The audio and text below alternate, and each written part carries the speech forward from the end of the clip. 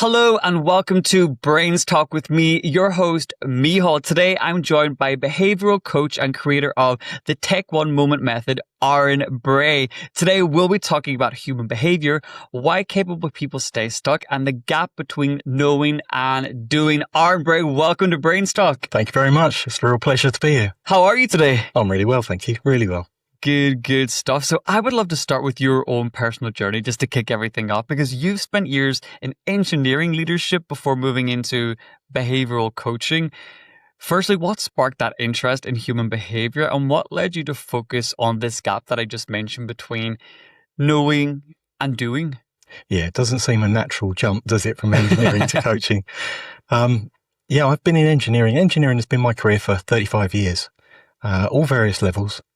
And the thing I noticed over the years of working with people is that when you're working with all manner of people, all different levels, people rarely do what they know.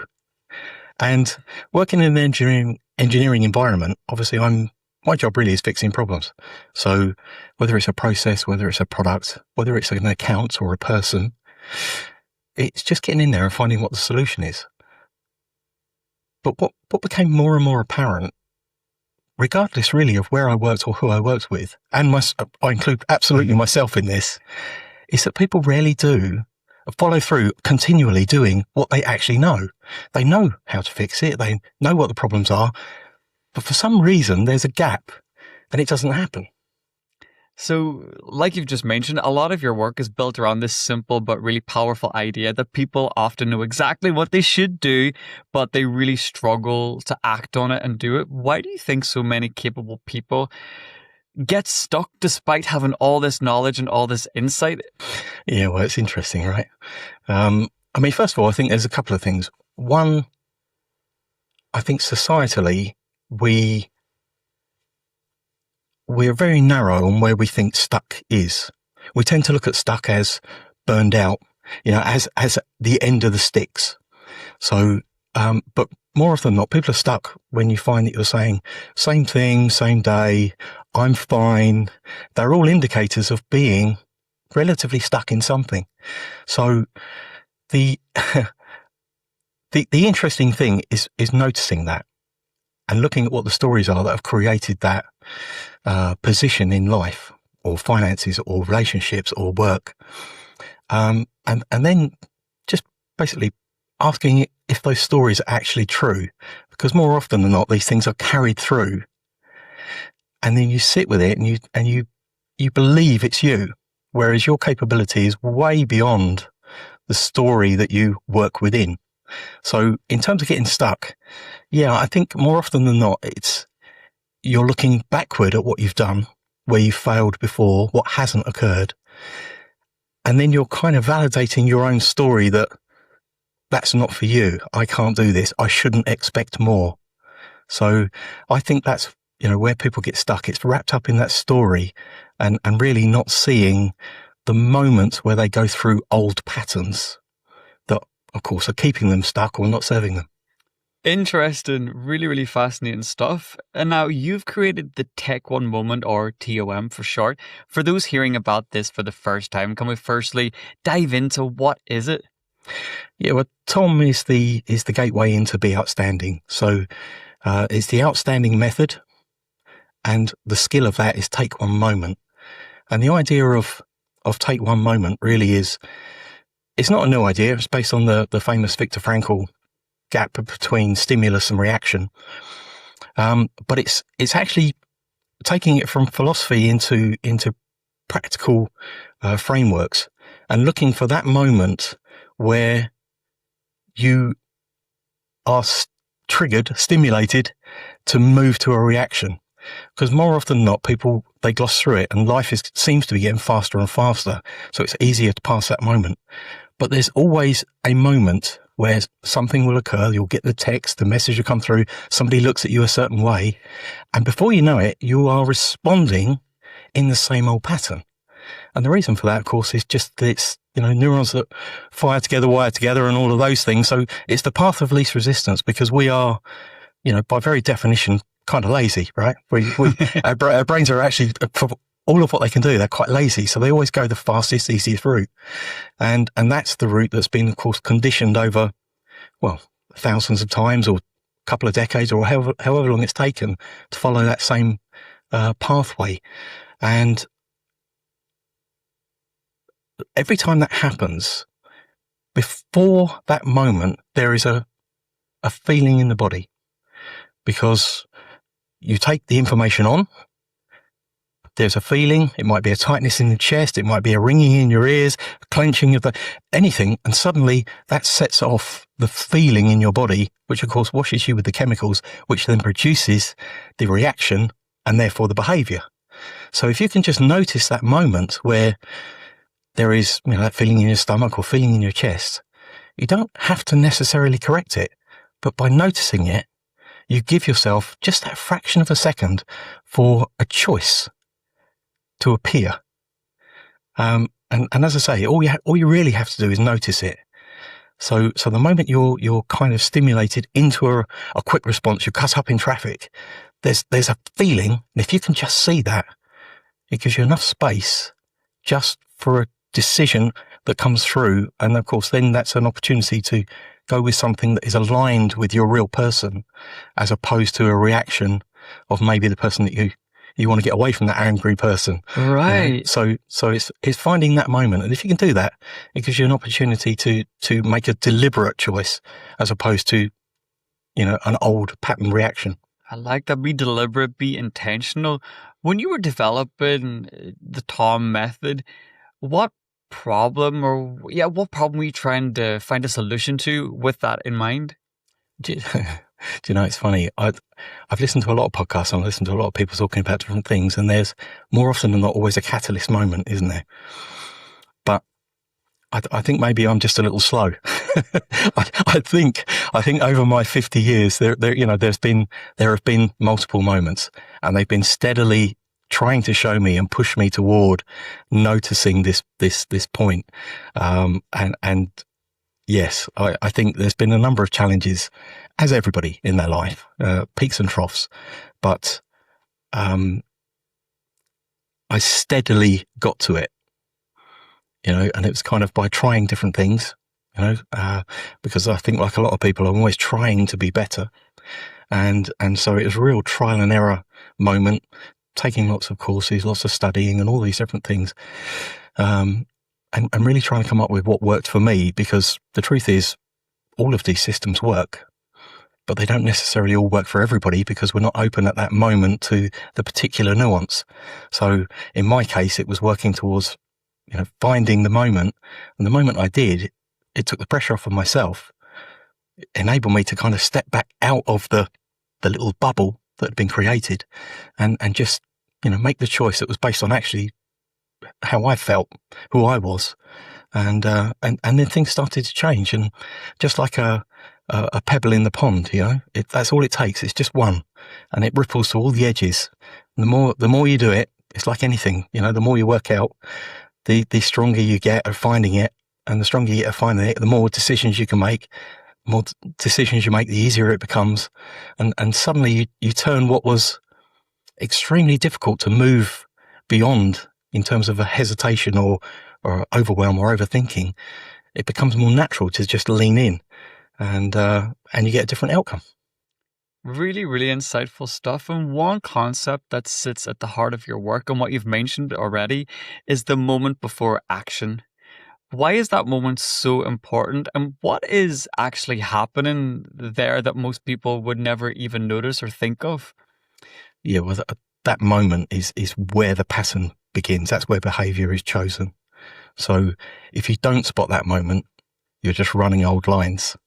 And of course, those old lines, you in my case, I'm mid-50s. You could be in your mid-50s, but you're running the pattern that you learned when you were 10.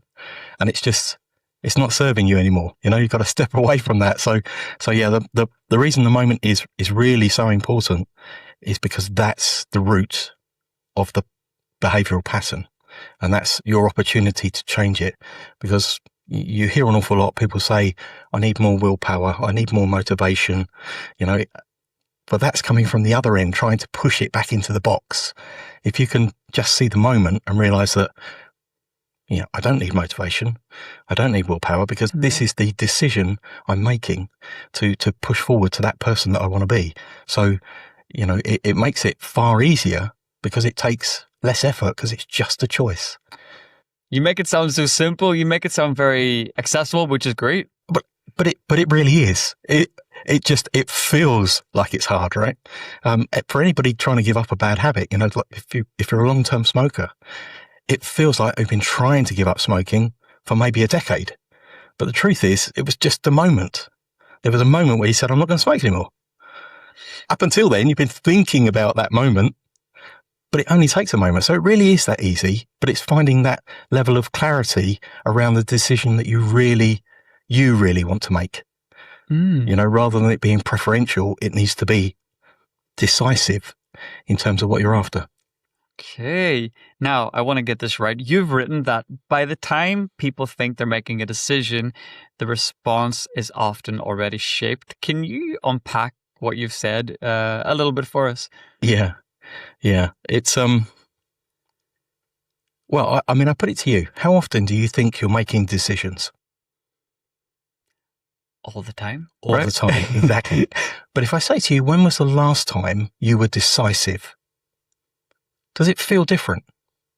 Yeah, and yet really, we've done the same thing, right? Decision and being decisive are the same thing. So I put it to you that just in today's fast world, because we're running, we run patterns for everything, like going to the toilet, you name it, right?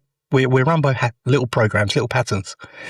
But if you start to think about your actual decisions, rather than I do this because I have to, they're not decisions, are they? They're actually autopilot preferences to keep you on that track going down your life.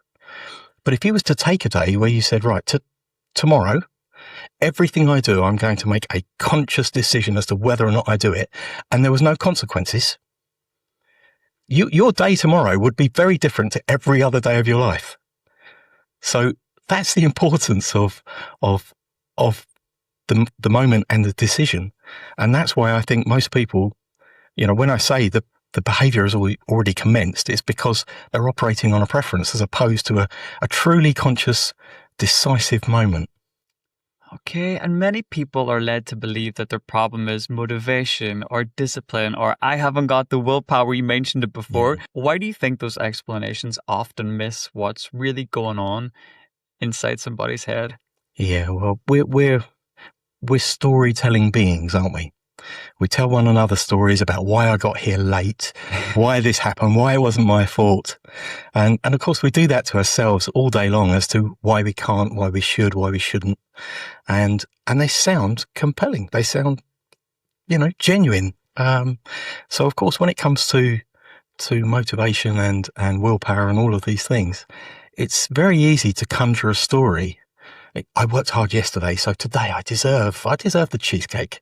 I've done that too many times. but if you don't kind of step back and take that level of ownership for how you're behaving versus who you actually want to be, then these things can run a little bit ragged. And then you start to say, oh, this is how I am, Everybody knows how to lose, an easy one. Everybody knows how to lose weight. Everybody knows how to get fit, right? Because there's hundreds of different ways to get fit.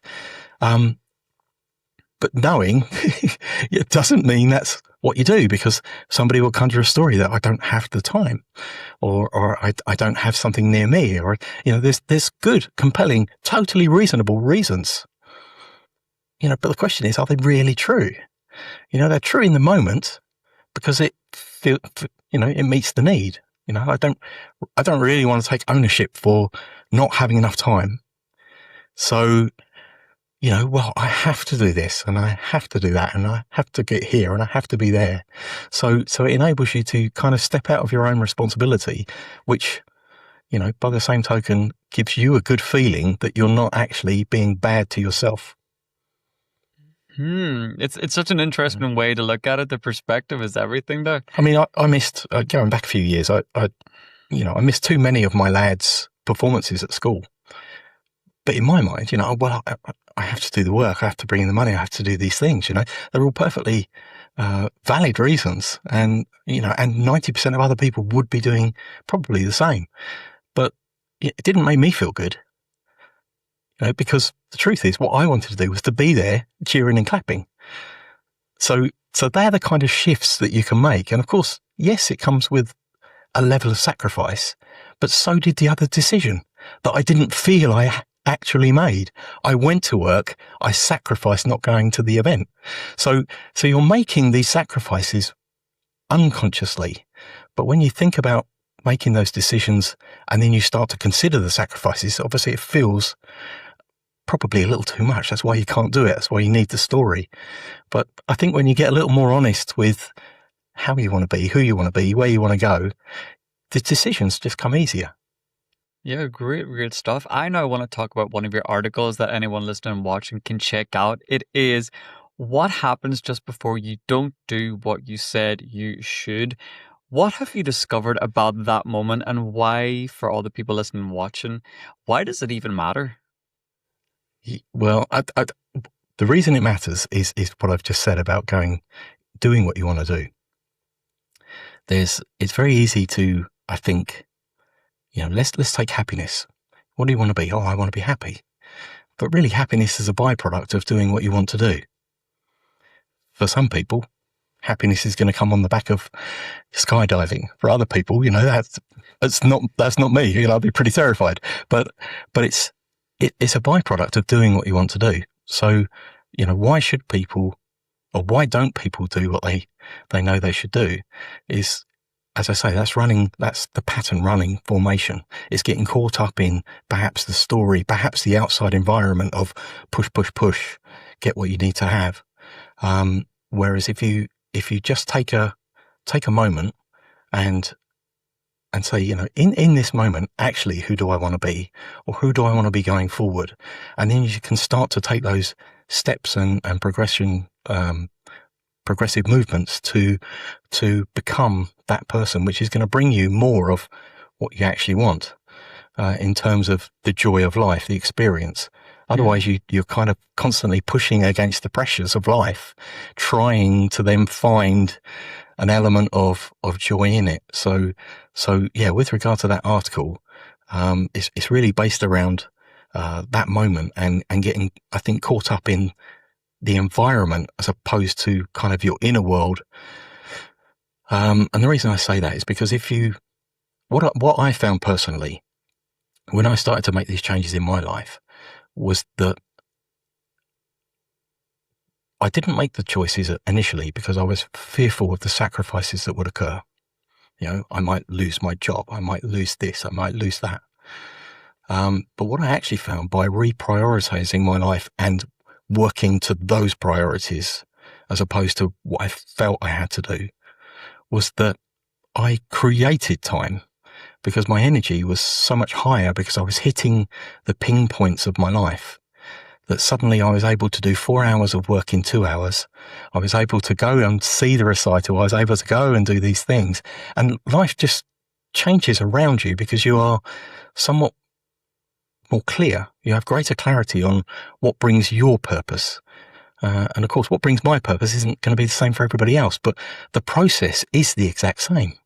So if you can start to adopt these kind of thought processes into your life about what do I really want, what are my priorities, what am I not doing that I know I should be doing, what's the conversation I know I'm avoiding, what's the all of these things, and you can start to tackle those.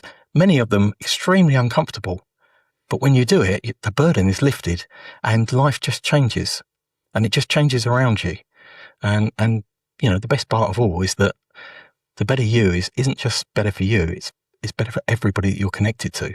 And everyone responds to that, I love that. Really, really inspiring stuff. Thank you so much. I know we're not even close to finishing, but thank you for being so open and honest. It's really important stuff. Now, your articles are fantastic. We just talked about one, but I want to dive into another where you say that overthinking isn't a thinking problem. Yeah. It might confuse people listening or watching. Can you dive in and elaborate a wee bit more? Well, I mean, we're all good at thinking. Yeah. So why on earth would we think that thinking is the way out of overthinking? because overthinking is a process of adding layers and layers and layers and layers. So if you imagine, one of the sketches that I do is a pyramid. So an event occurs that you take a thought on. So somebody might say, do you want to come to the party? Do I want to go to the party? And then you think, it's on Friday. I normally do this on Friday. I normally do this. What if I go and they're there? And what's this? And before you know it, you're kind of building this pyramid down, with all of these layers of possibilities. And before you know it, you've got 1,000 images, possibilities, possible outcomes, of which, at best, only one could be true. So thinking really isn't the way out of overthinking. It's decision. It's action. And it doesn't even have to be the right action. An action just takes you out of that loop. And the moment you do, you're beyond the overthinking. So the better you can get at decision making, the less overthinking, or the easier it is to get out of overthinking. And of course, we all do it. I was doing plenty of overthinking coming to this podcast. But the truth of the matter is, you just have to walk in and do it. And the overthinking immediately stops because suddenly you're in another loop. That loop concept that you spoke about is so fascinating because it's like, what's the right decision? And then you start adding layers on top, but it's like, commit to one, get all those. Sometimes we can have just too much choice, and the less choice, the better. So I'm glad that this idea that I've had is backed up by you, an industry professional. So it's really good because sometimes you can feel like, as you say, this pyramid, what if, should I do this, should I do that? Just stick to one and go for it. The wrong choice is the one that you don't make. Absolutely. So just make it. Yeah, the only failure is not pulling the trigger, isn't it? It's not trying at all. I love that. It's crazy. I think anybody listening, the amount of opportunities, just think back over the last 10 years of your life. How many opportunities have you missed because you simply thought too much about it and then the window's closed? So just for anybody who's listening, if you can do one thing, just start making more decisions, get out there and push forward and see what happens, because a different response will always generate a different outcome. Exactly. Now, staying on that theme of being aware and awareness, because it's something we hear a lot about in personal development, right? But you've said that awareness alone just isn't enough. It's not going to cut it. Why is understanding a pattern so different from actually maybe just changing it? Yeah. I mean, awareness is crucial. Awareness is step one. But yeah, I think it gets pushed as the answer. What you need is more awareness, and that's great. You do. You need to see the tiger in the grass. But if you just stand there and look at the tiger, you're going to get eaten. So awareness must be followed with decision, direction, action. That's why it's not enough. It's absolutely crucial. Same with trying to find that moment in your body. It's where do I feel something a little different in my body? That's the awareness of self. But then you have to do something about it. So yeah, I'm all for presence. I'm all for awareness. It's absolutely, it brings vibrance to life, without doubt. But if you don't then choose to do something, what's the point? 100%. Now back to your writing, because you've also written about imposter syndrome and self-respect. When someone's constantly doubting themselves or being hard or maybe negotiates with their own standards, what's really happening beneath the surface? Because there's layers here. What's really happening? Yeah, well, that comes down to meaning, because we talk about imposter syndrome as though it's something that some people have. It's something that we all have. It's absolutely true. But so self-doubt isn't the problem. We're humans and we self-doubt all the time. But it's what meaning you attach to it. And if you and I go and see the same movie and, I might thoroughly enjoy it, you might hate it. There's nothing wrong with the movie. And that's the same when it comes to self-respect, self-doubt. It's just the meaning that you attach to it. So it's very easy to take particularly with imposter syndrome or a level of self-respect, and come to the conclusion that you're not enough. That's way too common. But it's not true. That's the question I would pose to the person. Is that true? Let's look at your life. Let's look at what you've done. Is that true? Are you not enough? Because there's always reasons to say, yeah, I'm not enough. I'm not good enough. I can't do it. But there's always evidence, because you wouldn't be here if you weren't enough. You've whatever you've gone through, you've survived and you've made it to the other side. So you're clearly more than enough. And I personally think that's where a lot of imposter syndrome comes down to. It's just the meaning that's attached to it. And if you can, I think, settle with the idea that self-doubt is perfectly okay. It's natural, but I'm going to do the thing anyway. And that's the key. It's a decision. Again, it comes back to a decision to get you out of that loop. I was just engaged, really enjoying that. Really, really good stuff. I'd love to bring the conversation now into leadership. When leaders are under pressure, how do automatic behaviors or maybe conditioned responses affect things like decision-making, communication, and maybe just general performance? Yeah, well, I think pressure amplifies all of that element, doesn't it? So if there's any kind of insecurity, being in a room where the pressure is amplified is going to bring that to the surface. So it's going to make people react even faster. So again, a good leader, a good team, good people are the people who can just settle and not react. That's really the key to that aspect of leadership. So yes, if you're if you're in a leadership team where you're very reactive to the environment, your energy is going to spill out into the team, and the team is going to become very active or very defensive, or it's just going to be mirrored throughout. So yeah, it's a case of really, regardless of the level of pressure, it's trying to bring that moment of clarity and clear decision making to continue to press forward. For teams or leaders looking to improve, what's one practical way that they can maybe create more space between stimulus and response so that they can be more intentional or act more deliberately? Yeah, I think in a team environment, really, to get the most out of a team, really everybody has to be on that same page. It's you see it all the time in football. You can have a great bunch of players who are really gelled together, and it flows. Whereas you can have a team that has 4 or 5 superstars and they seem to be disjointed.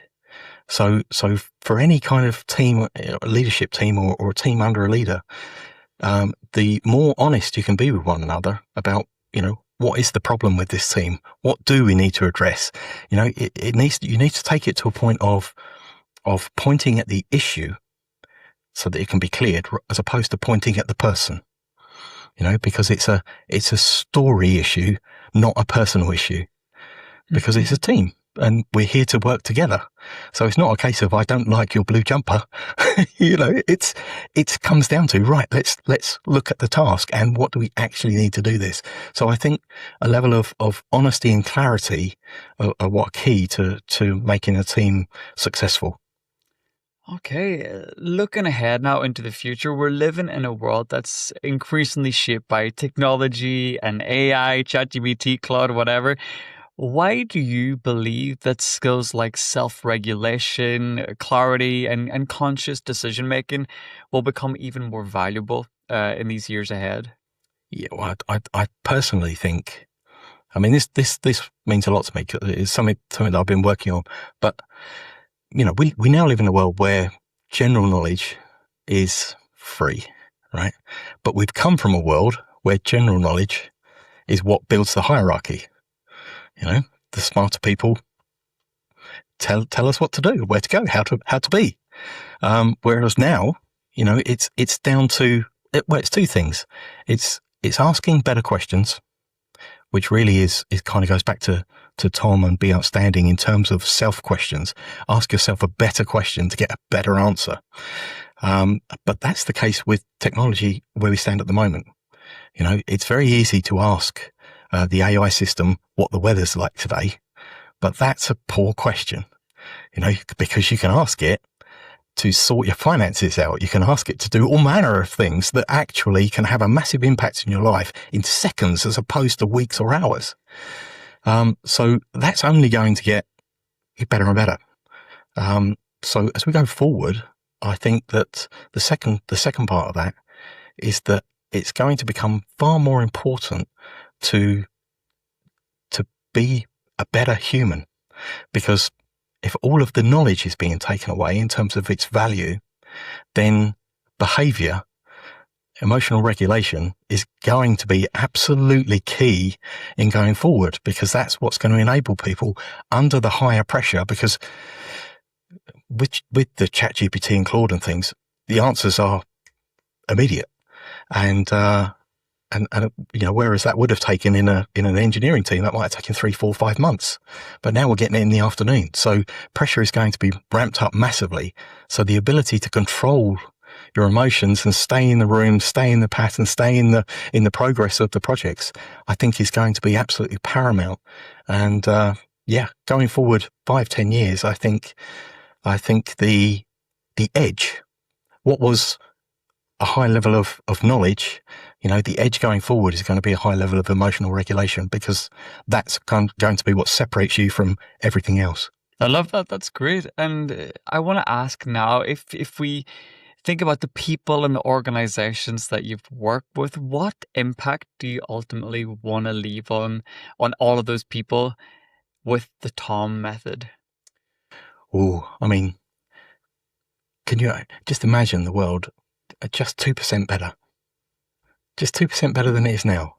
Imagine how life would be, right? Now, take out all the bad. We're only talking about putting 2% on the good, of course, because there'd be no change.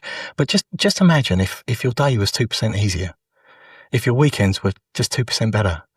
That compounding over 5 or 10 years, life would be tremendously different, wouldn't it, globally? So, I haven't got ideas of grandeur here, but the idea of just people being able to realize that they are capable of so much more than where they currently sit. And it really doesn't matter what your level is, what your circumstances are. Your ability is your creativity, and that's your only limit. So if you can think about being an incredible life, then you can create an incredible life, because it's all within you and a series of decisions. So, I urge everybody to get clear on, and it can change day to day, but get really clear on what it is that you want. And every decision that you make, ask yourself, does this take me one step closer, one step sideways, or one step back? Sideways and closer, great. Back, think about it again. Do I want to do this? Because that's what's different. It's not that they're not paying me enough. It's not that they won't let me out beyond 10 o'clock. That they're just environmental rules. Your rules are the decisions that you make. So if you can take those moments and really feed yourself, not in a selfish way, but in a way that makes you your best version so that everybody benefits, then it's a win-win. You said it. It feels like a privilege to sit and hear all this stuff. So thank you so much for sharing all this. I'm going to wrap up with a question, Aran, that we ask every one of our guests. What mindset do you credit most for the success that you have today? Oh, wow. What mindset do I credit most?